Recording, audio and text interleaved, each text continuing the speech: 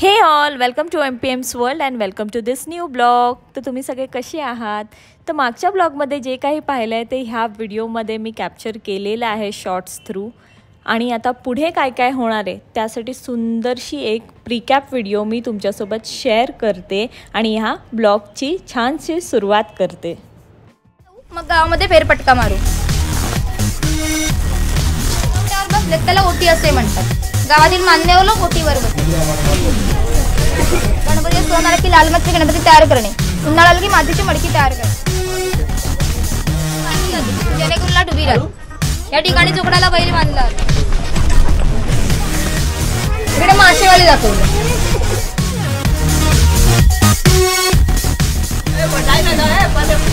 त्या मुलीच्या वडील कासाराला एक सोन्याचा छोटासा दागिना देते, म्हणून त्यांनी गाव सोडून जाण्याचा निर्णय घेतला। इकडे जाऊ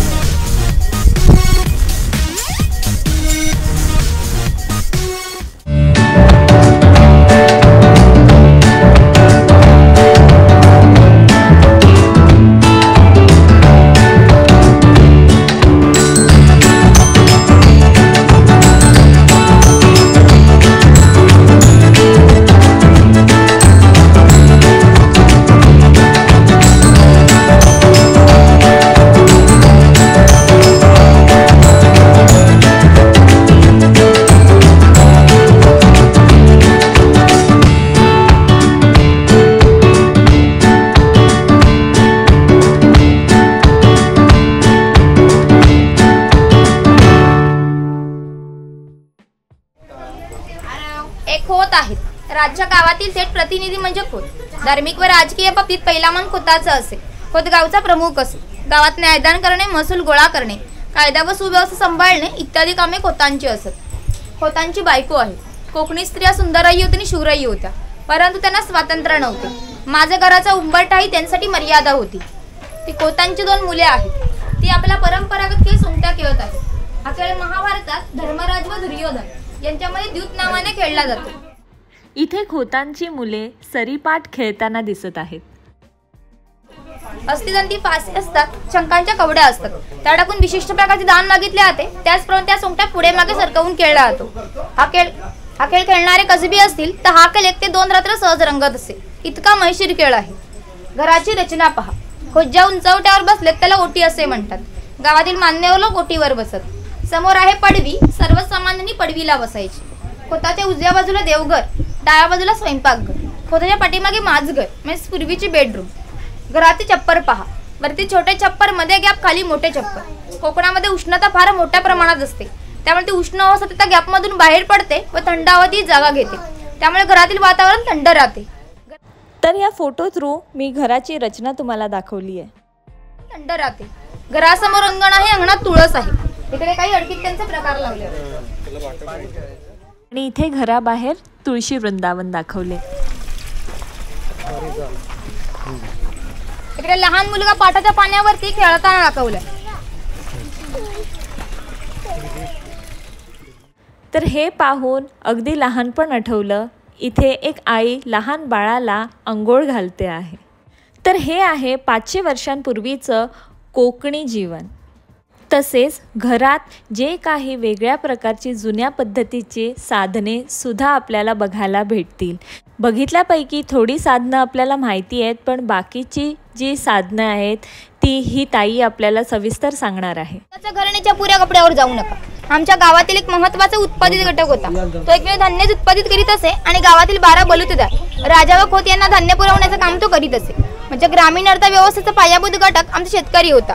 पूर्वी त्याचं घर जसं असायचं अगदी तसंच उभारलेलं आहे। इकडे जी चूल दिसते हिला पिरसा असे म्हणतात। सतत पेट्टी ठेवली जायची।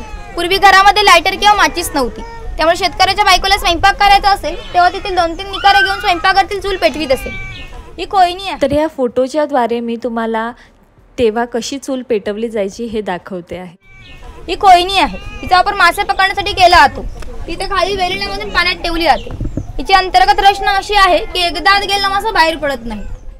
ते ह्यानी मासे पकडले जातात हे तर मी पहिल्यांदाच पाहिलं। अजून कोणती अशी साधने आहेत ते नक्की कमेंट करून सांगा। ती शेणाने सरलेली टोपली आहे। तिला कणगी असे म्हणतात। धान्य साठवण्यासाठीचा उपयोग केला जातो। कोकणी शेतकरी भात, नाचणी, हरीक, वरी यांसारखे धान्य पिकवीत असे. त्या कणगीत ठेवून त्यावर चिरफळाची फळे पसरवून त्यावर झाकण लावून तिला शेणामध्ये लिंपून घेत असे. त्यामुळे आतील धान्य 3 ते 4 वर्ष सहज टिकत असे. अजूनही ठाणे जिल्ह्यातील वनवासी लोक याच पद्धतीने धान्य साठवतात. ही शेतकऱ्याची बायको आहे, ती शेतकऱ्याची मुलगी आहे. आतापर्यंत तुम्हाला हा ब्लॉग कसा वाटला ते नक्की आम्हाला कमेंट करून सांगा. आवडला असेल तर शेअर करायला विसरू नका. And please do subscribe to our channel. मुलगी आहे, हे उचल आहे. हिचा आपण कपडे सुकत घालण्यासाठी केला जातो आणि घरामध्ये गौरी गणपतीचा सण दाखवलाय. तर अशा प्रकारे गणपती आणि गौरी मांडलेला आहे आणि घराबाहेर एक शेतकरी सुद्धा दाखवलेला आहे. तर चला आता आपण जाऊया गावच्या कुंभाराकडे.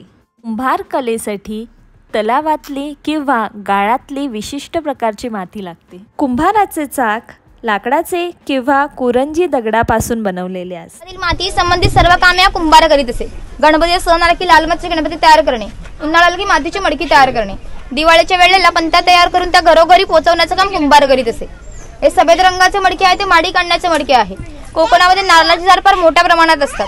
त्याला नारळ येण्यापूर्वी पोय येते. त्या पोयला आडवा काप दिला जातो. त्या बाजूने विशिष्ट झाडपाला लावला जातो. तो झाडपाला आतील माडी शोषून घेतो. थेंब गळणारी माडी हे मडके वरचेवर लावून त्यामध्ये साठवली जाते. काळाच्या ओघात 12 बलुदांचा व्यवसाय नष्ट झाला, पण माडी काढण्याचा व्यवसाय अजूनही व्यवस्थित चालू आहे. समोर जायचं तिकडे.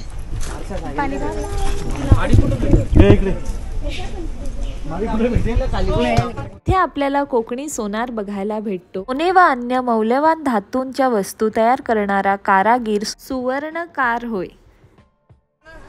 हा सोनार गावातील महत्त्वाचा घटक होता. गावातील महिलांना लागणारे दागिने व विविध देवदेवतांना लागणारे दागिने हा सोनार बनवून देत असे. त्याच्या या अप्रतिम कलाकुसरीमुळे त्याच्या या दागिन्यांना जगभर मागणी होती. शिमगा, नवरात्र व अन्य वेळी ग्रामदेवतांना दागिने घालण्याचा मान हा सोनाराचा असे.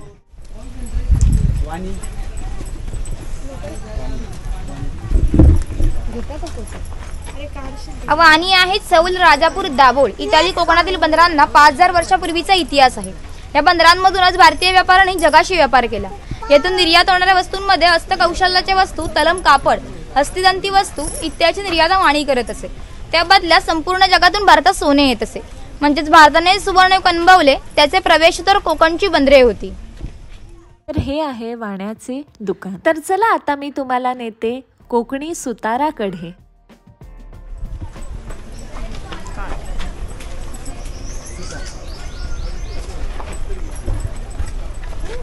हा सुतार आहे. कोकणातील 12 बलुतेदार दाखवताना जे अधिक कौशल्यवान आहेत तिथे दाखवले आहे. त्यापैकी हा सुतार हा सावंतवाडीचा सुतार आहे. सावंतवाडीतील लोकांचे लाकडावरील कोरीव काम हे जगप्रसिद्ध आहे. त्यांच्या काही हस्तकौशल्याच्या वस्तू तुम्हाला आमच्या हस्तकला विक्री केंद्रामध्ये पाहायला मिळतील. इकडे दरवेशी दाखवले अस्वलाचा खेळ करताना आणि गारुडी दाखवले सापाचा खेळ करताना. गारुडी म्हणजेच जादूगार. मुख्यतः गारुडी हे मुस्लिम धर्मीय असतात.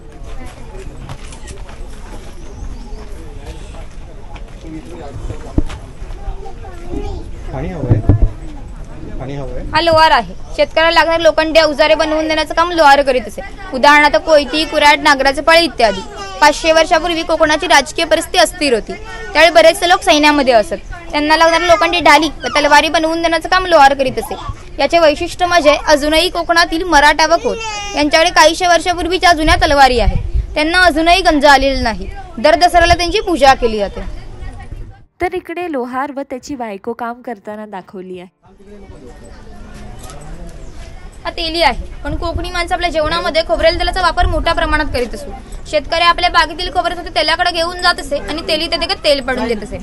हा तेलाचा घाणा आहे. याला कुंट असे म्हणतात. यामध्ये सुके खोबरे घातले जाते.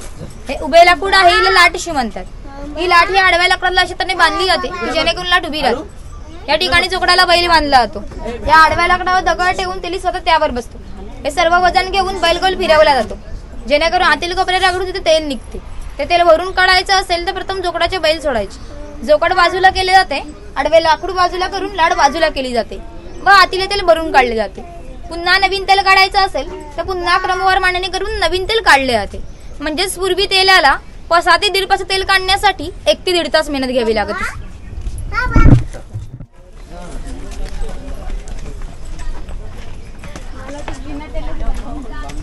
बेबी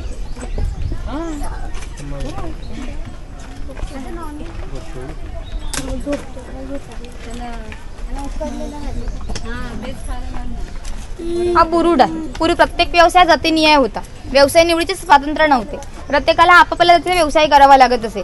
म्हणजे बांबूच्या वस्तू बनवून देण्याचं काम हा बुरुड करीत असे. ही सूप आहे, फुलांची कडी रोळी आहे. हिचा वापर धान्य धुण्यासाठी किंवा आजही धार्मिक कार्यात केला जातो. आपल्याकडे जेव्हा शुभकार्य असते तेव्हा घरातील कुमारिका किंवा सौभाग्यवती स्त्रिया या रोळीत दिवा ठेवून हातात घेऊन उभ्या असतात. शुभकार्य पार पडण्यापूर्वी या रोळीतील दिवा विझला तर अशुभ मानले जाते. अजूनही आमच्या चाकरमान्यांचं लग्न जर मुंबईला असेल तर ही रोळी गावावरून मुंबईला पाठवली जाते. म्हणजे मुंबईला सर्व वस्तू मिळतात पण रोळी मिळत नाही. आता इतकं फिरल्यावर भूक तर लागणारच. त्यासाठी हे बघा स्वयंपाकघर.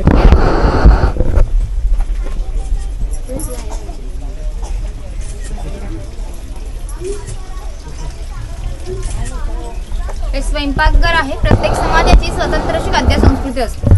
कोणत्याही समाजाची समान अशी खाद्य संस्कृती नव्हती. कोकणी लोकांची चविष्ट अशी खाद्य संस्कृती असते. पण कोकणी माणसं आपल्या जेवणामध्ये भात आणि मासे मोठ्या प्रमाणात खातो. कोकणात येऊन माशाची आमटी, उकडीचे मोदक व भाजणीचे वडे न खाणे म्हणजे कोकण न अनुभवल्यासारखे आहे. पूर्वी घरामध्ये दगडमाच्या वस्तू असत.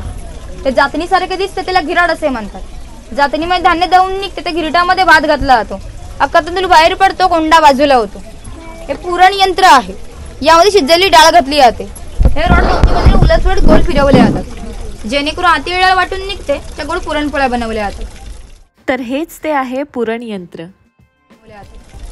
तो टिफिन बॉक्स आहे. वरती पाण्याचा तांब्या, खाली 3 डबे, 2 चमचे दोन्ही बाजूने लॉक केलेला आहे. बाजूला चहाची किटली आहे. टिफिन बॉक्स मी तुम्हाला आपल्या अगोदरच्या ब्लॉग्समध्ये दाखवला होता. तो कशात ते नक्की कमेंट करून सांग. किटली आहे.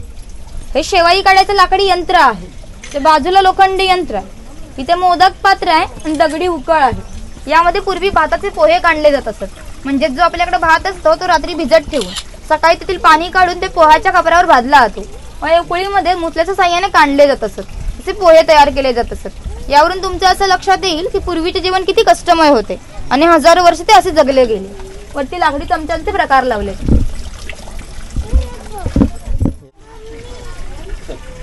इकडे माशेवाडी दाखवले. आता स्वयंपाकघराचा विषय निघालाच आहे तर घेता काही ताजी म्हावरं.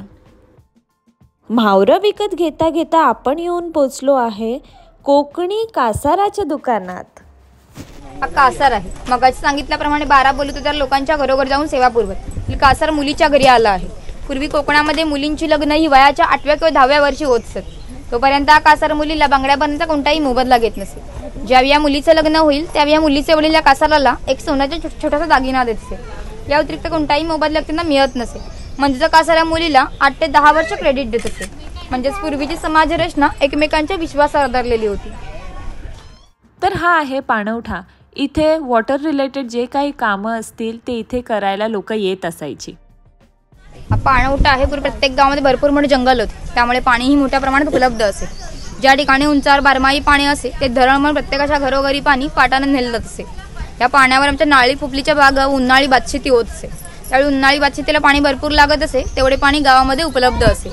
ग्रामदेवतेनंतर पाणवठा या आमचं असं एकमेव ठिकाण आहे की येथे सगळा गाव एकत्र येत असे. लहान मुले मासेमारी व आंघोळ करण्यासाठी येत असत. स्त्रिया पाणी भरण्यासाठी, कपडे धुण्यासाठी येत असत आणि गुराख्यांसारखे व्यावसायिक गुरांना पाणी पाजण्यासाठी येत असत. ग्रामीण जीवनाचं मध्यवर्ती केंद्र आमचं पाणवठा. वरती कवले मांजर दाखवले. छोटे छोटे मासे. तर ह्या पुढचं कोकण आपण बघूया पुढच्या ब्लॉगमध्ये.